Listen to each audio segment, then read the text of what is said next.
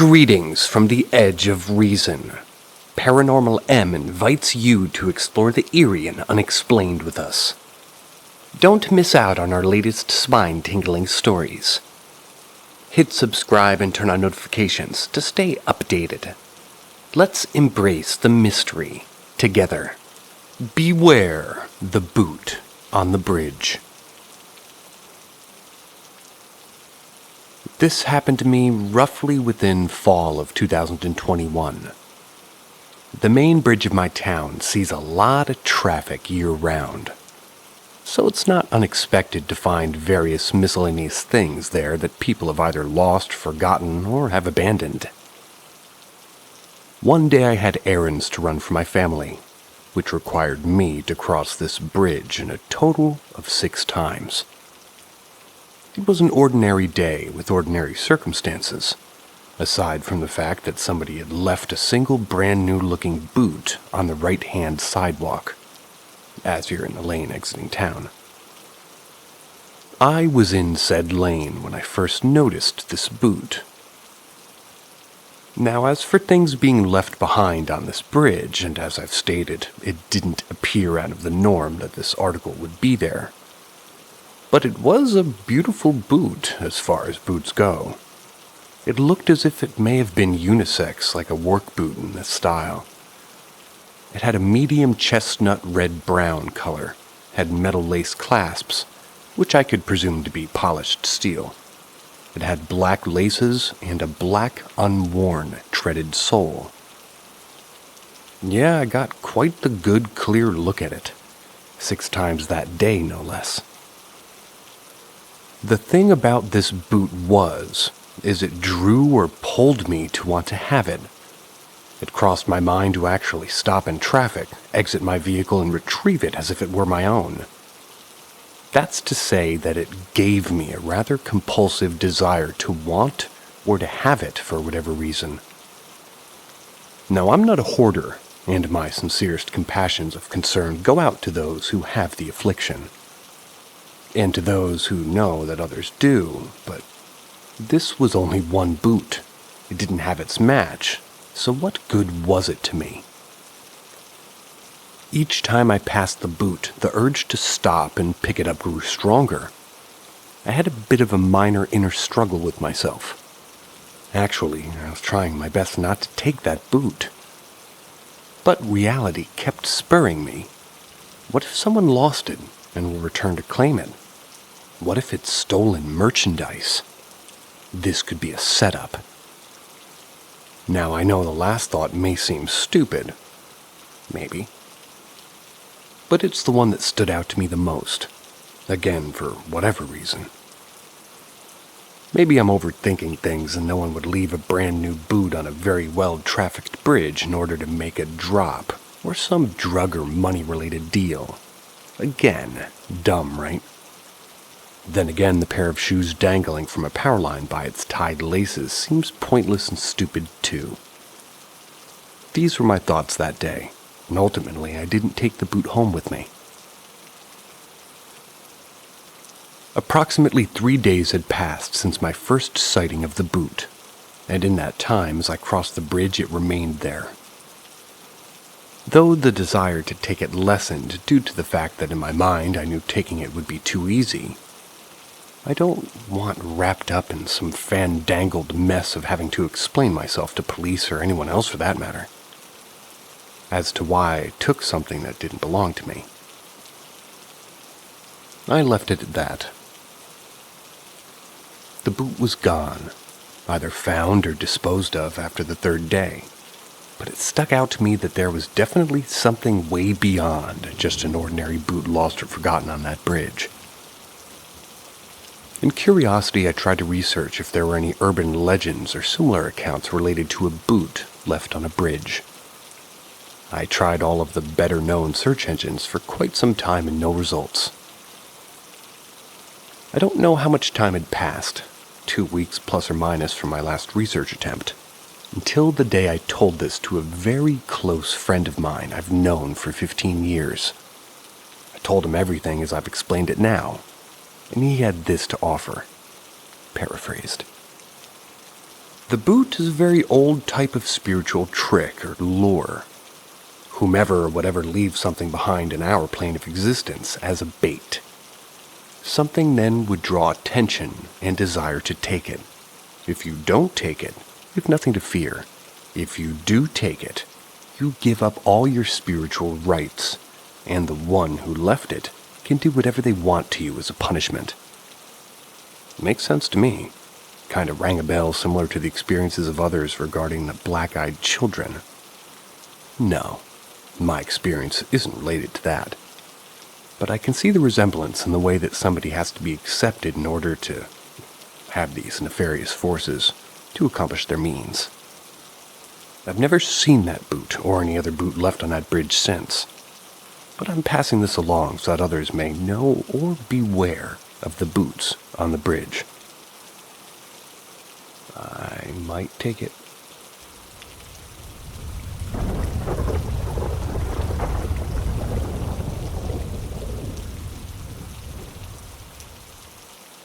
It could have been anything, otherwise known as the monster that wasn't. During 2019, I ran my own ride service. Think of Lyft or Uber, not a promotion, it's like what I did. I did not work for either of those companies. I did this on my own independently as a means to get some extra money on the side. Now that I look back on it, it was totally more of a social experiment than anything.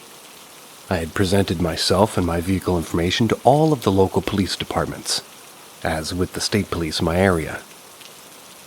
As so, they knew, or who I was, or if I seemed suspicious driving around late at night in different areas. They were on board with it, and so was I. So I began the short stint of positive public service. That's where this begins. Aside from the occasional troublesome passenger, nothing out of the norm really happened. You know the saying, they only come out at night? This is very much true. I began this experiment in the late summer of 2018, and by February 2019, I was definitely deciding to put an end to it. I don't remember the specific day, but it was mid-February, and it was after 2 a.m. It was very cold, if not at or below freezing. I was finishing up a route that typically consisted of those needing a ride home from a night at a bar. I didn't have many passengers that night, so I decided to wrap it up and head home. I was leaving a neighboring town that's only about 2 miles from my own, sitting at a stoplight in an intersection when this sudden impulse to take an alternate way home came over me. A road that cut up over a hill through the woods and semi-circled back to the same highway. Had I not gone that direction in the first place, I was tired, yet I debated with myself as to whether or not I should. I didn't have long until the light would turn green, and I finally said, "Fuck it." I chose to take the road that went straight, instead of the usual one to the left. Why not? I do like a good little adventure now and then. There's where I made my mistake, to a degree. I crossed the highway, went up the hill, and hadn't driven very far until I was met by a pair of glowing greenish-yellow eyes. First thought, deer. Naturally, I stop. I was no more than 30 feet from it when the panic began to set in. It wasn't a deer. Whatever it was lying on its side, looking up the hill. It turned its head to look at me, and that's when I thought it had to be a large dog instead of a deer. It was solid black in color, and then it proceeded to sit up on its haunches, very much like how a person would. At that point, I truthfully believed it had been some species of ape or large monkey. Let's pause.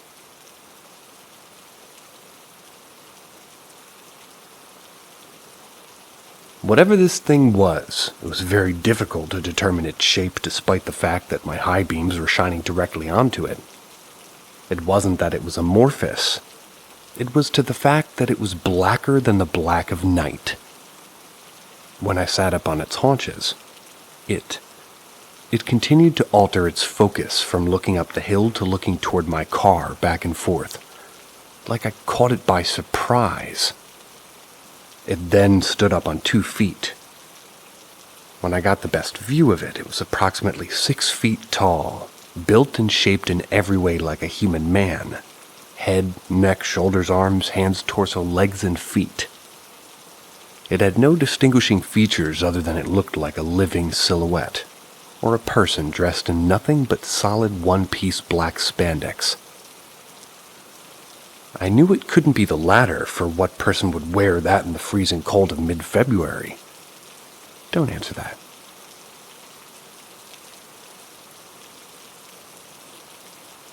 There was no texture to its appearance. No hair, no horns, no fur. Just that blacker-than-night silhouette-like shape with 2 glowing greenish-yellow eyes. It made no sound whatsoever, but looked as if it was deciding on what it wanted to do, since my sudden arrival to where it was. I saw this thing for a grand total of what I guess would be between 1 and 2 minutes. It stood frozen in its stance before suddenly turning to the right, walking and stepping over a guardrail into the woods. My heart was racing. I was mortified. Despite this, I summoned the courage to drive to the very spot where it had been standing. 1 foot on the brake, the other on the gas, I rolled down the passenger side window to see if I would see it again or hear it or smell anything. Nothing. Not even the crack of a fallen branch or underbrush. Needless to say, I didn't stay there very long. I punched it up over the hill, covering all of about an additional 100 feet when I'm met by a second set of reflective eyes. Another fuck, I'm sure. I'm trapped. Either this thing circled around to being in front of me again, or there's more than one.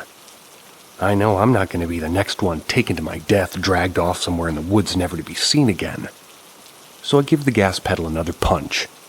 I'll either hit or run this thing over or die trying. I come to a sudden stop and my realization that the second pair of reflective eyes is actually a person. A man roughly my age wearing glasses, toting a large laundry bag or a basket. Quickly, I roll my passenger window down and give the man a rather fast-paced explanation of who I am, what I do, and why I should enter my vehicle. Sir, I don't mean to alarm you, but I offer rides for people who need them, and the local police already know about me. This isn't a trick or an attack. I'm not going to hurt you, but you're not safe right now. You need to get in my car immediately.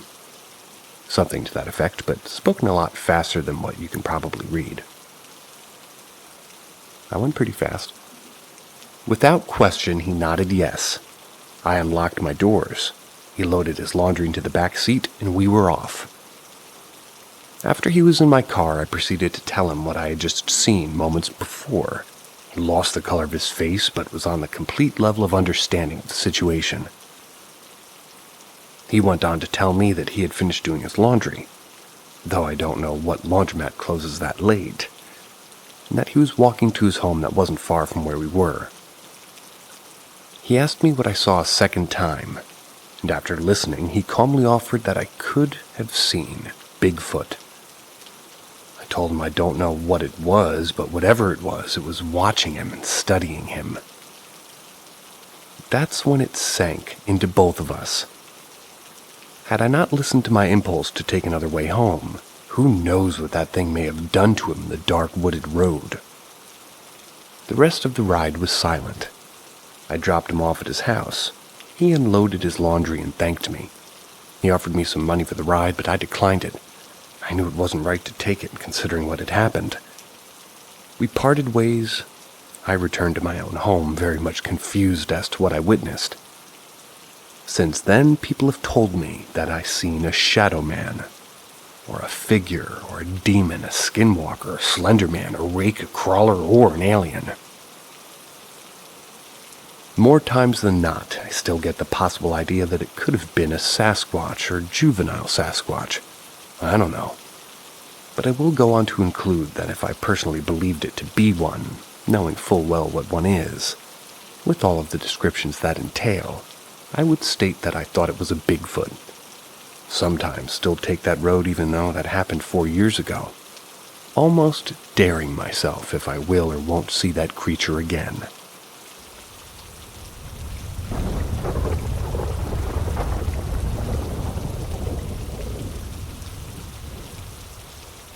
Vampire or no?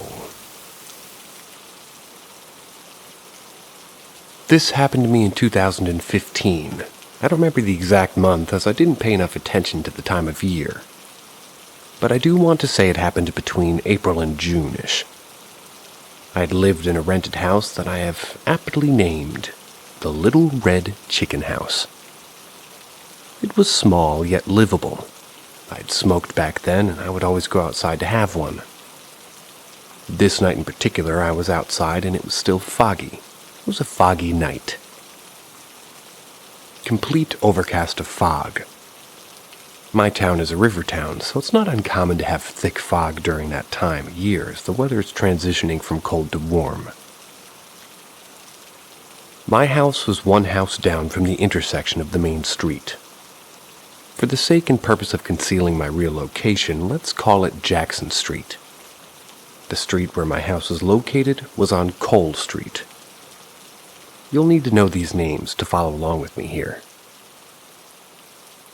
I was on Cole Street, and during the course of my smoking, I had walked to the intersection where Cole met Jackson.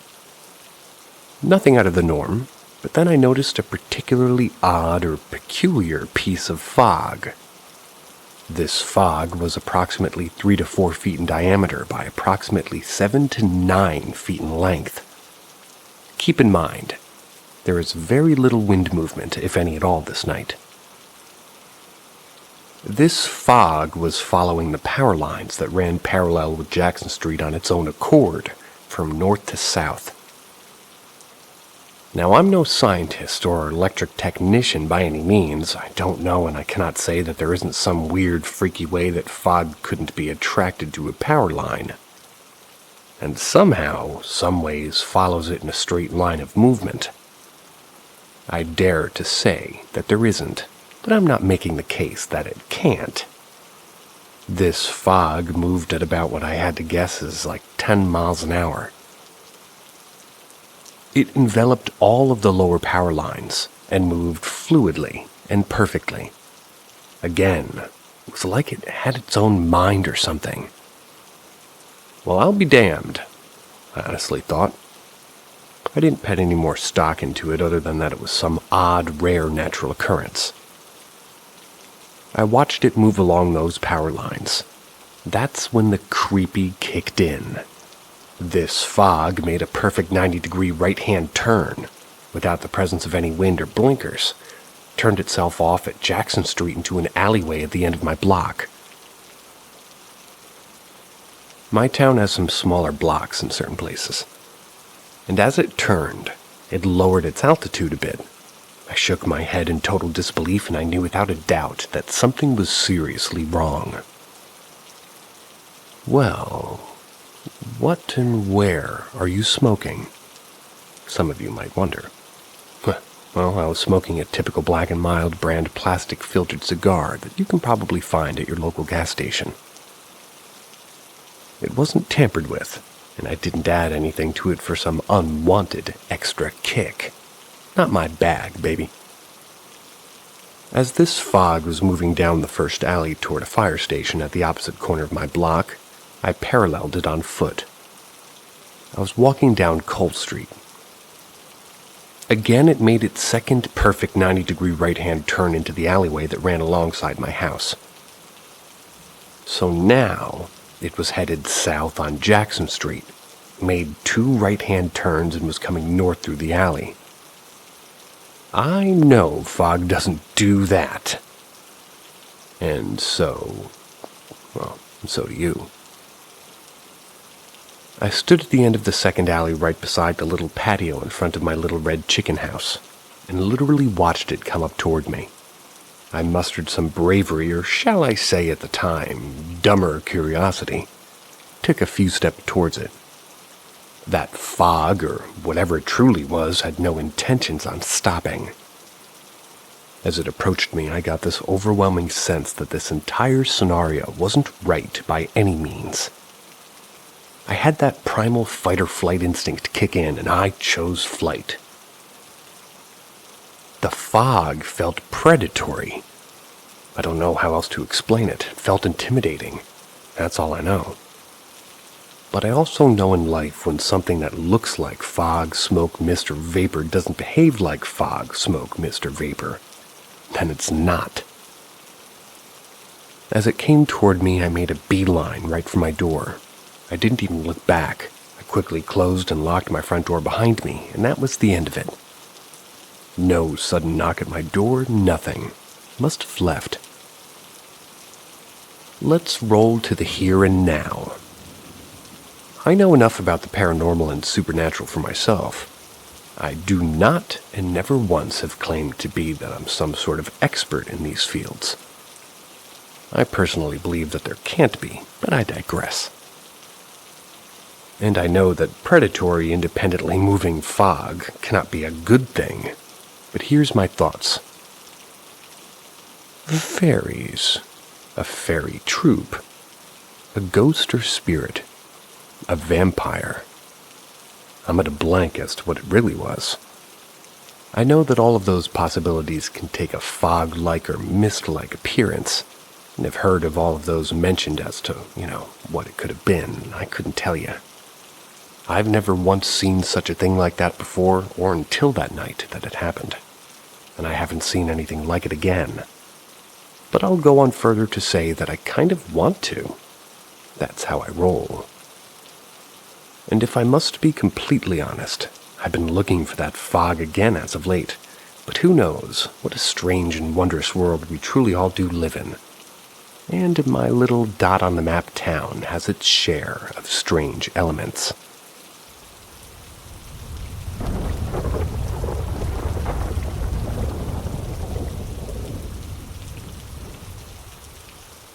Ask Reddit. Me and my brother had the same vivid nightmare at the exact same time, in the same bed.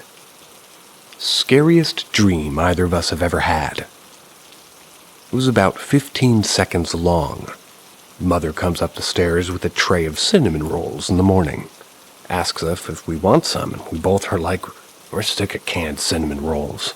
She gets pissed. Reaches behind her ears, peels off her face, revealing a slimy green alien-like monster with really long pointed teeth. We know she's going to kill us. This nightmare is set in the exact surroundings that we were in.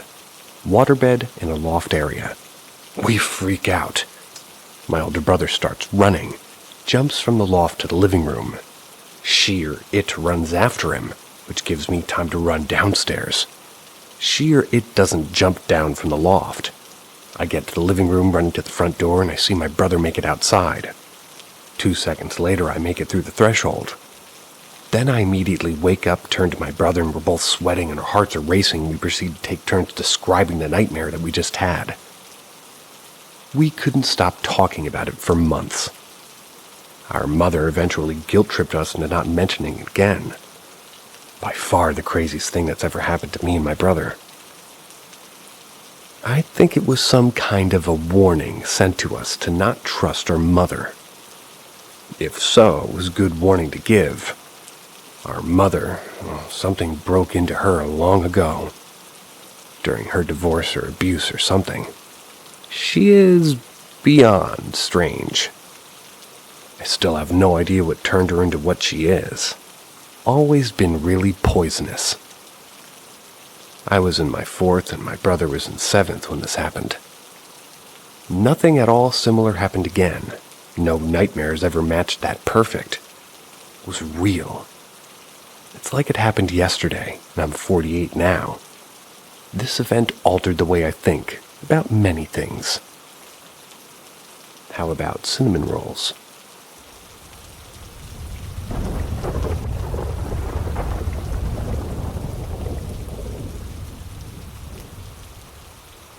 Ask Reddit. When I started college, my mother and little sister moved into an old house way back in the woods in Mississippi. The road leading up to it went from 4-lane highway to 2, to gravel to dirt track with 2 ruts worn into the dirt with branches slapping up against the side of your car as you drove it. It was miles from the nearest town, and that town was very small, and many, many, many more miles from the next town. It was isolated. That's what I'm saying. The owner, who was the nearest neighbor, told her it had been built in the 20s sometime, but it was sturdy and well-maintained. A simple but handsome little house, shotgun style. Had a concrete porch on the front and backyard big enough for maybe some chickens and pigs if you wanted them. All around, nothing but miles of forest. There wasn't any air conditioning. Normally, for my mom, that would be a big no. But there was an attic fan which worked really well at keeping the temperature under murderous. Because of this isolation and age, it was dirt cheap as far as rentals go. Moreover, though, Mom took it because she said that from the moment she set foot on the property, she got this happy, positive feeling about it. A kind of peaceful vibration. She said it felt like a home more than a house. When I came to visit for the first time, I had to agree. I immediately felt the sensation of welcome there. Almost like it was constantly a holiday and any minute somebody you love is going to come through the door, like, maybe I'm overselling it, but it was just a nice little place to be. It was only a couple of hours' drive from me, so I visited as often as I could, especially when I felt like I needed a retreat from school. One night I was there for a weekend, sitting in the living room waiting for dinner. That's when I hear my sister and Mom from the kitchen talking about the Indians, quote-unquote. Couldn't hear exactly what they were saying, but it sounded like people they knew. As far as I was aware, the local native tribes were way long gone from the world, so I was curious who they meant. Asked her later about it, at the kitchen table. Oh, sometimes we see these people running through the backyard from the kitchen window. Your sister calls them Indians, but they look like children playing to me. We only ever catch glances of them through the window. If you go outside, they're never there. She went on to tell me that she had seen all sorts of unusual things since they moved in. Mostly small things that could be easily explained. 2 were very strange, though. The positive feeling she'd felt about the place had bloomed into a full-on nurturing. It was basically to the point where when she went to bed at night, she felt as if the house was tucking her in. No physical sensation, just a sense of being loved. I'm jealous of her house. She kept seeing lights in the front room. She said at first she thought it was cars pulling up into the front yard and lights reflecting off of them into the windows. But she never heard a car and would go outside to find no one there. It was almost like someone shining a mirror into the windows, just moving glints and flashes. Oddly, no one found any of this disturbing. I never saw any of that myself, and things went on as usual. Then my first year ended, and I came for one last visit before going out of town for my summer job. It was late one night. I was sitting out on the front porch, enjoying a cigarette. The stars that, far out into nowhere, they're just amazing. I was happy for the way that the year had gone and excited for the summer, and I just enjoyed the night. It was hot, but there was a little bit of a breeze. I could hear the hum of the attic fan behind me in the house, and from the woods, the whine and chirp from the crickets and cicadas and countless other night critters. Those of you who've heard it know it has some variation, this symphony, but it is a constant wall of sound. I had mostly tuned it out, thinking of not much of anything. Then I noticed it seemed to be getting louder. Then it was definitely getting louder. Then it was kinda scary loud. Then it just stopped, full-on stop, not a chirp or a creak or a croak. Not only that, but I couldn't hear the fan going on inside anymore. Even the light breeze had stopped. Just silence all around. I was afraid I'd suddenly gone deaf, but I could hear my feet scraping on the porch and my own breathing. I thought about making a bigger noise or calling out, but I was startled by the suddenness of it. I also figured that many things going silent all at once might be a precursor to something else. Sure enough, I started to hear something else. It was a sort of rhythmic thrumming, very faint, a steady and soft vroom, vroom sound. Low, similar to a heartbeat. It built a bit, but never got loud, always just barely over the threshold of my hearing. It almost could have been a train, but there were no tracks anywhere near us. The weather was clear, the highway far off. It didn't sound mechanical anyway, but it didn't sound entirely organic either. I walked off the porch into the front yard to try to hear it better, and I could feel it in the ground. This soft pulsing in time with the sound. I was barefoot, and I think even with shoes I'd have noticed it. I could feel it in my ankles and knees. The whole world beating like a big heart. After a while, I wasn't even sure if I was really hearing it or just feeling it. There was no major change from that point on, though, and I imagined it, and maybe it was just continuing to build. Then after some time, I have no idea how much, it just stopped. No fade, just silence again. Then, just as suddenly as they had stopped before, the crickets and other noisemakers started up again. I went inside, and I went to bed. Mom had to move out of the house while I was away for the summer. Different story. But she still talks about it. She told me she'd mentioned all this stuff to the owner, who was a very nice older lady, and that she suddenly went all cagey on her, didn't want to talk about it. Last I heard, the owner passed, and her heirs sold the land. The house is surely gone now.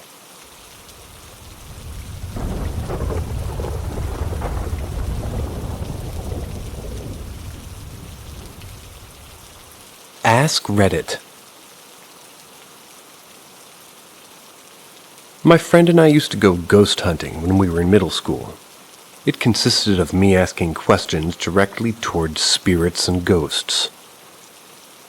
This is pre-smartphone days. We also brought a handheld voice recorder that was pretty expensive. It was his dad's, who was into music and playing instruments. We brought the recorder because we knew it was more likely that we would get an EVP than an interaction that we were aware of. EVP, electronic voice phenomenon. That's when you record a noise or a voice of a spirit or paranormal entity on your device. When you play the recording, you hear the EVP, which you did not hear with your own ears, because the frequency was too high. I've had several interactions, but I'll talk about two right now. The first I actually heard, and it was terrifying. It was an especially creepy night at the location we were at, which was frequented for these interactions. So creepy it took us 15 to 20 minutes to walk 20 feet. Other nights we would freely walk around and not be creeped out, because we didn't feel like there was another presence. Well, this night, there was something there. And after I asked a question, something in front of me, about 10 feet away, swiftly glided toward me while gargling a low which got progressively louder and more aggressive as it came toward me. The noise came all the way right up to me before I could start to run away. It moved really fast, but I could see absolutely nothing in front of me. There was no one there.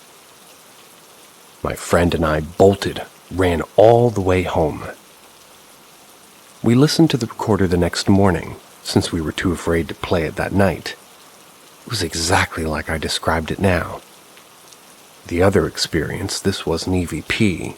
We were listening to a recording at his house, and we had just recorded. On the recording, I was casually talking to him about something when all of a sudden there's a blood-curdling female scream. On the recorder, it was way louder than my voice and long and drawn out, as if a woman had just been stabbed or seen something horrific. It was the most chilling scream I'd ever heard, and I didn't hear it at all when I was at that creepy location having the conversation with my friend. On the recording device, when the scream happens, I'm in mid-sentence, and I don't pause or react. Neither of us do. I remember that night, and we heard no scream. I've had some other experiences that are just as scary. Seen an actual apparition, seen poltergeist, had my girlfriend physically hit and pushed more than one occasions, and I've had some other EVPs.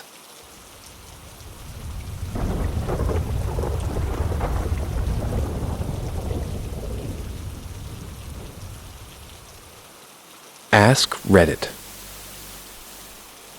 First, a disclaimer. Every logical part of my thinking doesn't believe in ghosts, but I always go back to the memories of the house I grew up in, and I can't help but to second-guess my logic. Me and my brothers, we all thought the back bedroom in the house I grew up in was haunted. We all witnessed weird stuff happen in that room, unexplainable things that really spooked us. I won't get into all of it, but this particular incident happened about 25 years ago. One of my older brothers moved back home and into the back bedroom. I was 16 or 17. Anyway, one night we're hanging out in my older brother's room, and it had a lot of boxes of his stuff from his apartment in it. It was still being unpacked. We started talking about the bedroom and scary shit that had happened there when we were growing up. Neither one of us were really getting spooked, just having fun reminiscing. A little backstory. This was my maternal grandparents' house. They raised us because my real mom and dad died in separate car crashes years apart. My adoptive dad, Grandpa, built most of the house by hand. It was originally 50 years old, and they estimate it was a log cabin when my grandparents purchased the house in the 1950s. My aunt told us stories about the back bedroom too, and how it also spooked them and their friends. And she told us about a particular spooky night involving her friends and a Ouija board. Just typical friends scaring friends with a Ouija board stuff. Anyway, back to the story. So I asked my brother if he thinks that the bedroom really was haunted, or if it was just us being stupid kids with overactive imaginations. If it was haunted, why? Is it because of the Ouija board? Does he really think something was summoned back then and trying to communicate with us? Right after I asked him that question, a phone started ringing, which scared the holy hell out of both of us. Scarier still, the ringing was coming from one of his boxes of stuff. We located the box that the ringing was coming from, and the phone that's ringing. A cordless, unplugged phone sitting in his box just ringing. I pick it up and try to hand it to him. He looks too scared to answer. I push the button to answer the phone and put it up to my ear. No one's there, no sound at all. Trying to be as logical as possible, I conclude that something fell on the test ring button inside the box and caused the phone to ring. My brother, who still looked white, tells me that's impossible. I ask him why, and he grabs the phone and opens the battery compartment to show me that it's empty. He distinctly remembered removing the batteries before packing the phone as to not drain them while in storage. I have no idea how or what made that phone ring that night.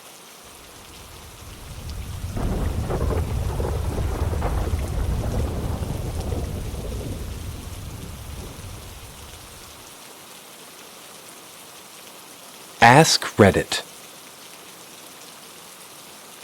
Happened back when I was around 11 or 12, so about 14 years ago now.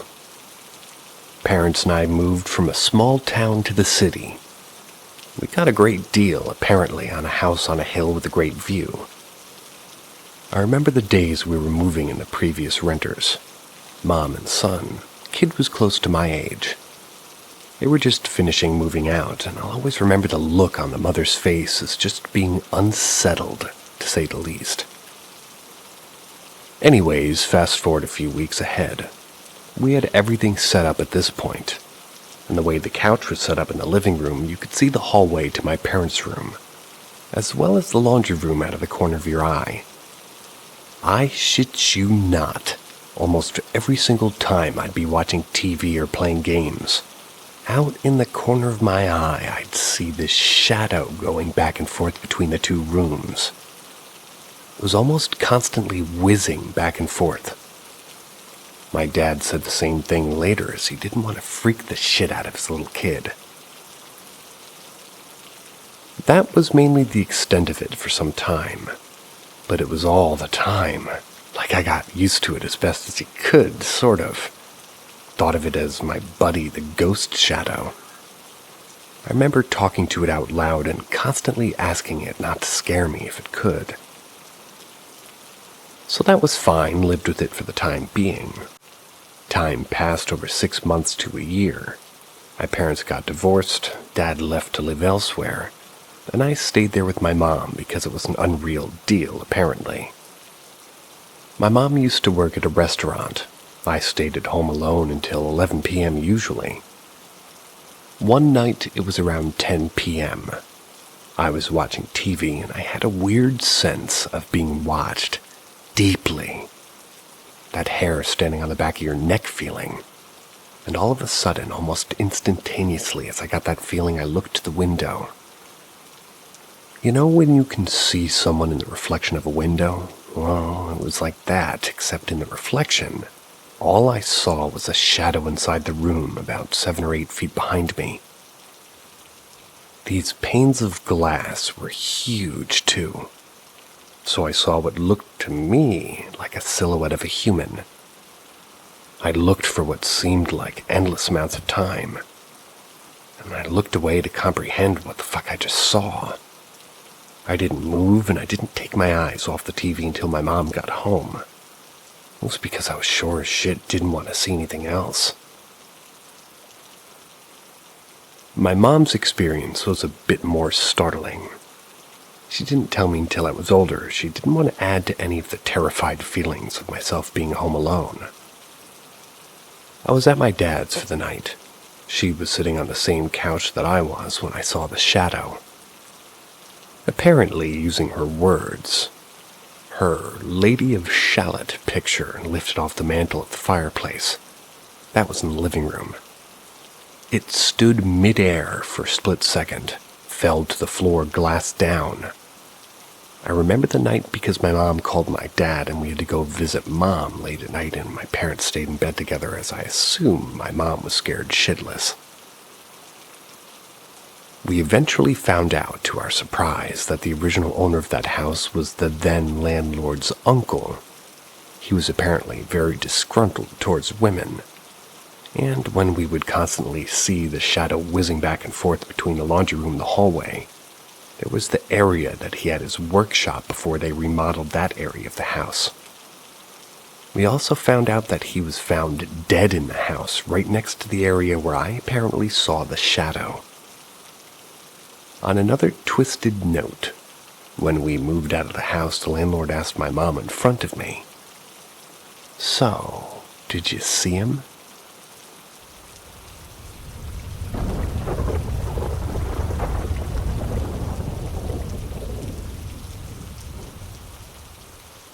Ask Reddit. A man tried to sneak into the park by running along the monorail track. A janitor had to hose him off. Well, hose him off the nose of the monorail train. On the ship that cruises in the rivers of America, the water separating Tom Sawyer's Island, a cable snapped loose and hit a woman in the face, killing her. In Tomorrowland, what's now known as the Invention Center used to be called something else. I forget what, but it was a sort of a stage show in a rotating room with, singing animatronics. Some of which ended up in Splash Mountain. A female employee with long hair was leaning against a brick wall of the spinning room watching the show. Her hair got caught as the room spun and slowly pulled her head toward the gears, ripping her scalp off. Two boys, a teenager, I should come up with something else that's not excuse me, but I do it on autopilot. Two boys, a teenager and his younger brother, had hid on Tom Sawyer's Island, which closes before the rest of the park. After they get bored of running around the island by themselves, they realize they're trapped, decide to try and swim across the River of America and get back to the main park. By then, it's dark, and when someone finally notices that there's someone in the water, the older boy had already drowned, and the younger brother was flailing and crying, trying to swim. After I heard this story, before I worked there, I also tried to hide on the island to see if I could stay behind after it closed. If you're familiar with the island, these are fun little tunnels you can crawl through. Some just dead ends and, well, it's in one of those dead ends and tunnels that my aunt and sister decided to try and hide in. We huddled together in the small tunnel in the very back for maybe 3 minutes or so before we heard a voice that said, "It's closing. Time to leave." We freaked the fuck out and crawled out of that tunnel so fast. But later we're telling the story to my mom on the raft back to the main park, and the employee steering it laughs and tells us there's a camera and a speaker in that tunnel specifically. Mostly because that's where people like to hide during closing, and the voice we heard was probably the technician watching us on camera on the island's PA system.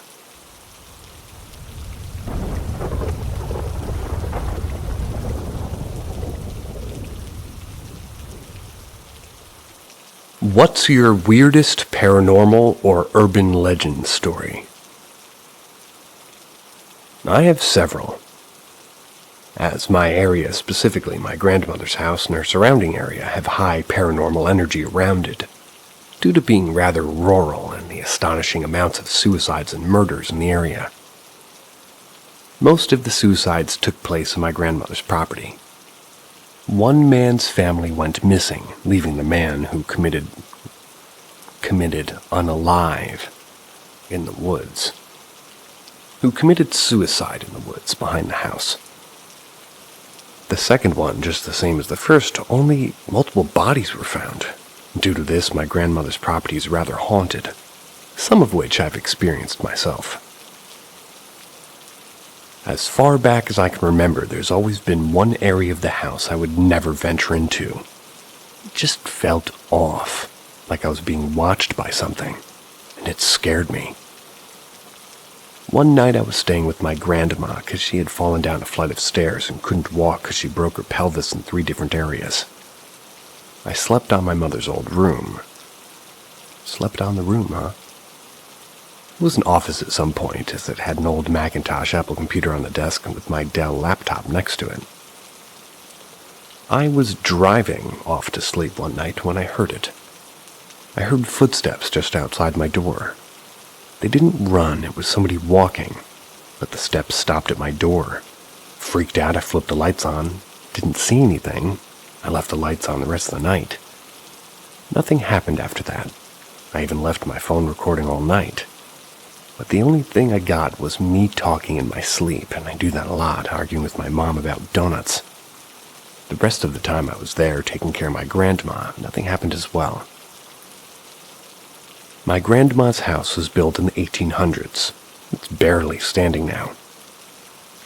Grandma claims that she's had experiences with it as well.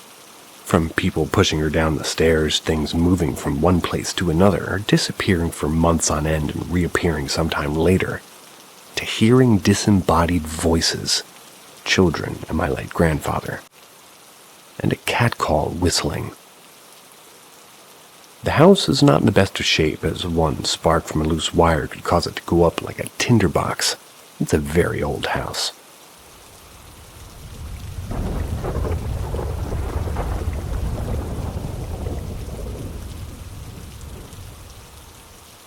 Ask Reddit. I'll take two schools I know best. My former high school and a high school where my dad works. My former high school has a particular spot no one would ever fuck with. The northwest corner of the whole school, where mathematics and physics classes are. It's not particularly about the classes, but instead an open space behind them. One case where I experienced personally is when an overnight activity was conducted in the school. It's some kind of mandatory scout program where we are, and the freshmen learned how to set up tents and such. Accompanied by some students from sophomore year as a committee. We slept inside the classroom though, the east wing of the school. In the middle of the night, all of us were woken up by the committee to play a game. That's where all students were divided into pairs, and one by one the pair had to walk through the school by following some clues placed beforehand. They would bring a flashlight. There's some rules to oblige, such as running, screaming, and shining our flashlights up.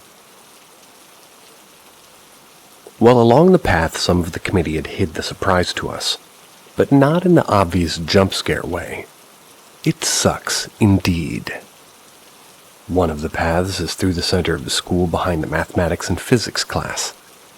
That's where I saw someone in a fetal position hiding in a bush between the wall.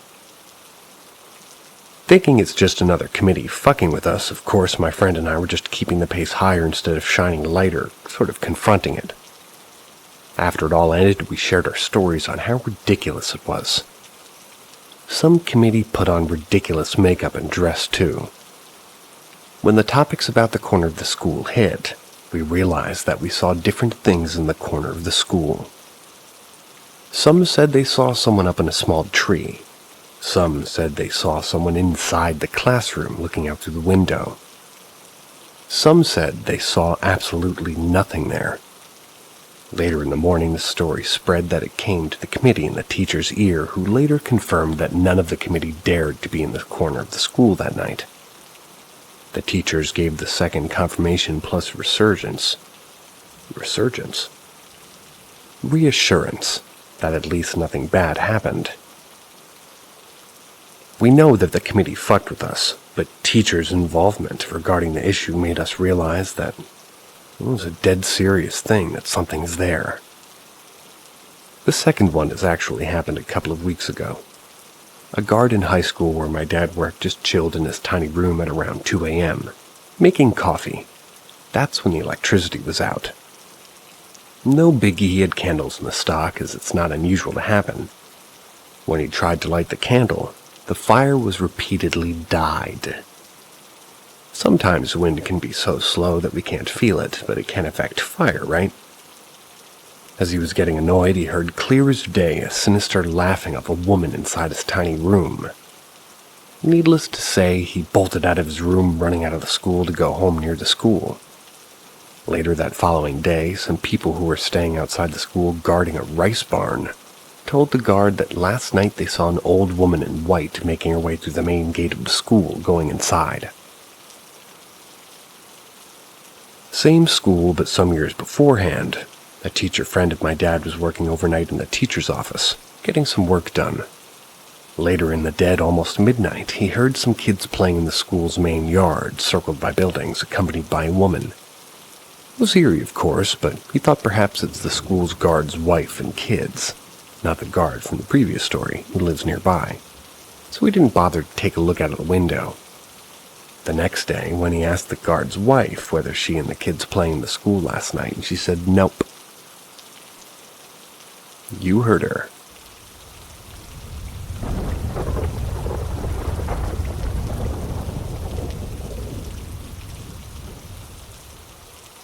Ask Reddit. Suicidal subject. Let's call him Stan. Known to most of the guys I work with. Former military. Wife called saying he claims to have powers. Thinks he has to kill himself to save himself. Yep, you read that right. Thanks. Of course I was working that zone that night. The other 2 people on my side of the county working with me were on other disturbance calls fairly far away from me. They had just got on the scene. While driving to the house, I asked dispatch to get someone from a neighboring city to assist. Protocol dictates that I had to request assistance so they could leave their jurisdiction. But the closest officers were tied up too. I'd be alone for a while. I'm not looking forward to the call. The man was big and had what we called farmer strength. He wasn't ripped, but he was incredibly solid, and his hands were like grabbing rocks. Last time I had to wrestle with him, he threw me through his trailer door, and I'm 6'2" at 240, and at that time, pretty solid. I pull in his driveway, and he's sitting on the porch, rifle in his lap. His wife is nowhere to be seen. I put the Charger in park and quickly let dispatch know that he's with a rifle, and I went net direct. If anybody knows what net direct is, I'd like to know.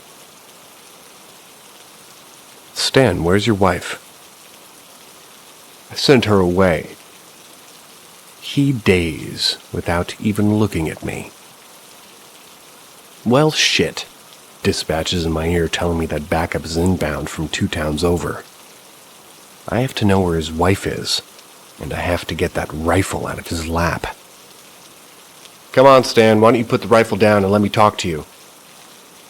I walk to about 15 yards away, ready to draw.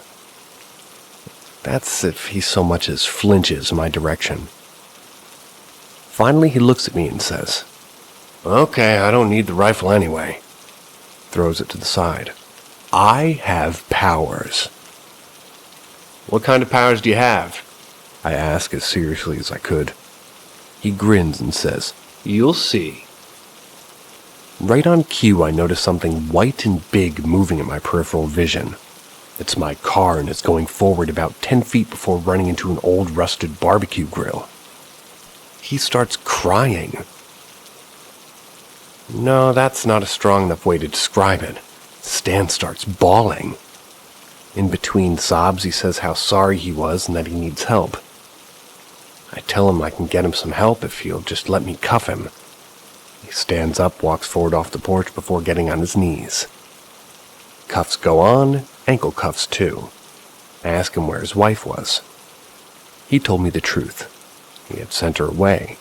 She was next door through a wooded area. The rifle was an older, like .30-06, and it was unloaded. Hadn't been fired in a while. He's now calm enough that he can be transported by ambulance to a hospital that he's frequented. Yep, some of you cyber detectives have probably guessed that I had left my car running when I got out of it. It was pretty common to leave it running almost all night. See, my laptop's battery was shot and it would die if the car was off. But anyway, I did put it in park. The part I'm leaving out was the transmission trouble I'd been having after my car had been repaired after an accident. Another fairly long story for another time. See, the car was hard to shift into drive, and just getting it into gear was trial and error. It didn't shift into park, and apparently didn't even shift into neutral or reverse on the other way. It sat with a front tire.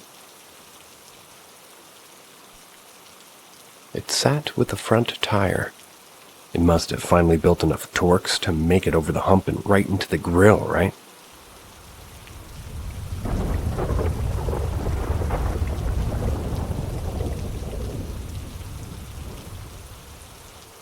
Some short stories of strange things I experienced. 1. Red lights in the forest. I was driving home at night through the forest, and I always take this way, and I saw a bunch of red lights in the rearview mirror. They were in the forest itself. No road went into the forest, and they were clumped together in a way that fit for car and bike backlights. Could have been a bunch of kids, but it was weird, since it was already dark and there was no flashlight. Just this clump of red lights in the middle of the forest. 2. Old woman in our milking parlor. I live on a farm, and our family worked on the farm for over a century. We built a new milking parlor for 5 years in, an area that used to be a field. I walked by it after a walk, and I saw an old woman in a dress that was common for farming women 50-plus years ago. I remember seeing pictures of my ancestors, and it was common for women to wear this headband and dress while milking cows. But this was only one of those encounters where I saw it in the corner of my eyes, and when I took a closer look, she was gone. It could have just been my imagination, but it still stuck with me. 3. My PC played a report of a crime. I don't know how detailed I can be with the no illegal stuff rule. While I was playing a game on my PC, it suddenly started playing a report about a crime. After I realized what was going on, I tried to find out where it came from. Closed all the tabs, checked the sound mixer to see if any program was making the noise. My mixer told me it was Skype. I didn't have Skype installed, haven't used this program in ages. There was no window open, and I even checked Task Manager to find any task for it. None. It disappeared once the report was over. Only much later I realized that the crime was similar to something that happened to a friend of mine when I was 6. My consciousness kind of buried the entire thing in some kind of self-defense, and only when I thought about it after somebody asked me about the paranormal stuff, that's when I made the connection. Never heard anything about this crime after. 4. Shadow figure walking on the ground. This is the one that got me interested in paranormal encounters in general. I was walking to work in the morning and it was still pretty dark with a bunch of streetlights on. When I walked under one, I realized that something was off with a shadow on the ground. It was a person just walking by, but it wasn't mine. I froze in place and just watched the shadow leaving the light of the streetlight. It was cast as if another person just casually walked by me, but there was no one else. I was even sent home from work because I looked so pale. I paid close attention to the same light the next few weeks, but nothing happened. I continued to work there like normal, but I still get this cold feeling when I pass that light, even today.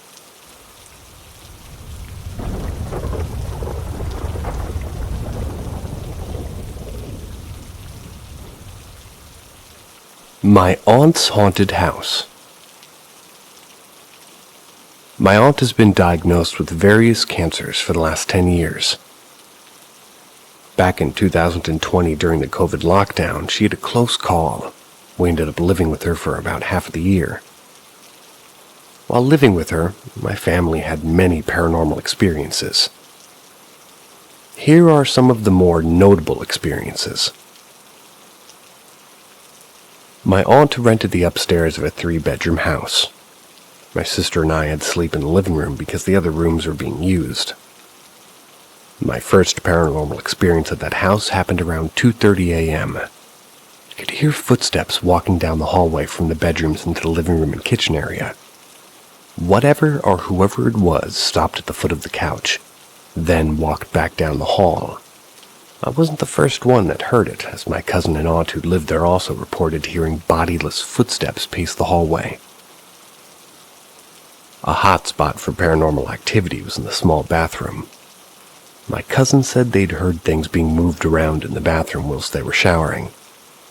My experience in the bathroom happened while I was talking to my cousin, looking in the mirror applying makeup. My cousin turned around to sit on the edge of the tub, and then just out of the corner of her eye, and mine, we both saw something small and yellow suddenly materialize out of thin air. We saw my little sister's small Pokemon toy briefly floating in the air. Then it suddenly looked like it was placed down perfectly on the ground at a super fast speed. When we told everyone what happened, my sister said that her Pokemon toy had been right next to her on the nightstand in the other room. A couple of days later, my mom and I were sitting in a bedroom across the hall from the bathroom talking. She was putting on her shoes. I was looking down at my phone when she abruptly said, "Did you see that?" I said that I did. We both saw a small black object the size of one of those small, hard, bouncy balls appear out of thin air. It looked as if it was thrown across the floor and rolled directly in front of her feet. then went under the bed that we were sitting on. My mom was recovering from a knee injury at the time, so she told me to quickly get down and look under the bed to see if there was anything there. I was too afraid that I would see something looking at me if I looked under the bed, so she got down and looked under herself. Said there was nothing there. Another experience that occurred after a really long day of driving around to visit several family members in various cities. I was exhausted by the time we got back to my aunt's, so I went straight to bed. Just as I was beginning to fall asleep, I suddenly heard a baby screaming cry. It sounded as if it was coming from the downstairs apartment, but the young couple below us didn't have any children. I asked my cousin and sister if they had heard a baby crying, to which they looked at me with puzzled expressions and replied that they hadn't heard anything. I was surprised because the crying was so loud. The next morning when I told Aunt about the crying baby, she shared an experience they'd had earlier that year while they were leaving for a very early morning doctor's appointment. Apparently, the night before the doctor's appointment, there was a snowstorm. When they opened the front door to leave, they noticed little barefoot footprints in the snow the size of a child walking away from the house. My cousin followed them to the sidewalk. That's where they disappeared without a trace. They noted that there were no footprints walking back to the house.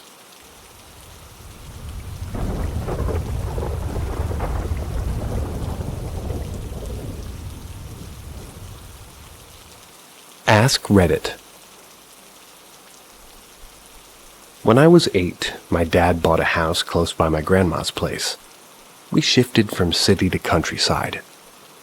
It's a single-story detached house, erected on 1 acre of land. My grandma's house was less than 5 minutes' walk. To get there, we need to walk through the 1 acre land, which is connected to my grandma's land. My dad planted fruit plants, cocoa, durian, and similar things. We had a mini poultry farm, chickens, ducks, and turkeys. It was a simple life where everybody knows everybody. After a year without incidents, my mom started to have strange and vivid nightmares. Nightmares where she was chased by monsters and dark figures. Soon, the poultry animals were affected. One by one started to fall to the ground out of nowhere and die. Their bodies turned completely blue as if the blood's been sucked out dry. My dad and uncle, Grandma's youngest son, simply assumed it's a type of disease affecting the birds. A few days later, my uncle came to our house for something and went back to his place, passing by our orchard. 5 to 10 minutes later, Dad went to the orchard to feed the birds and immediately saw close to 7 ducks lying dead right on the pathway. It was impossible for my uncle not to notice them. Soon my uncle's family started to experience similar episodes, like nightmares and birds dying. Strangely, none of our neighbors' poultry animals were affected by the strange disease. In the midst of these strange happenings, Mom went to stay at her sister's place, which is about a 3-hour journey by bus. It's pretty near to our former house, to attend a wedding. The day after the wedding, Mom went to visit her friend. At the time of the visit, Mom's friend had a visitor. The visitor was apparently a medium with psychic abilities, whom my mom's friend invited to consult on some issues the family was facing. The moment the psychic lady set her eyes on Mom, she told my mom that something did black magic on her and that she'll die if nothing's done to remove it. Mom obviously didn't believe the lady and told her, "I'm sorry, but I got no money to do a reading or consultation." To this, the lady simply replied that she needs no money, asked Mom to sit in front of her. She made a talisman for Mom as protection to wear around her neck. However, the lady said it's only a temporary remedy, and Mom has to consult a more powerful psychic or shaman to remove the black magic if she wants to live. The lady reminded Mom to never ever remove the talisman from her body. Feeling bewildered, Mom came back and informed Dad and the rest, basically what happened. Grandma immediately contacted the shaman, who also happened to be a family friend, told him about the incidents and asked his opinion. The shaman agreed to help. He requested us to prepare some items for the ritual and prayer, that he'll be coming over in 2 days. He was living in a different state. In the meantime, Mom started to get really bad rashes from wearing the talisman to the extent that Mom wanted to take it off, but kept it on due to Grandma's insistence. On the day of the ritual, the shaman, together with my dad, brothers, and uncle, went into the orchard, bringing the necessary items for the ritual and prayer. Since I was pretty young and it was past midnight, I wasn't allowed to follow them. From what I heard from my brothers, the shaman said someone did black magic on Mom out of jealousy. Didn't make sense, but whatever. And it was someone who was related to us. Long story short, everything was back to normal after the ritual. No more nightmares, no more birds falling dead. To this day, everything remains surreal. We've since moved back to the city, mainly for better education and employment opportunities. We still own the house, though. And I'll still never forget what a durian smells like, or tastes like. Ooh. See ya.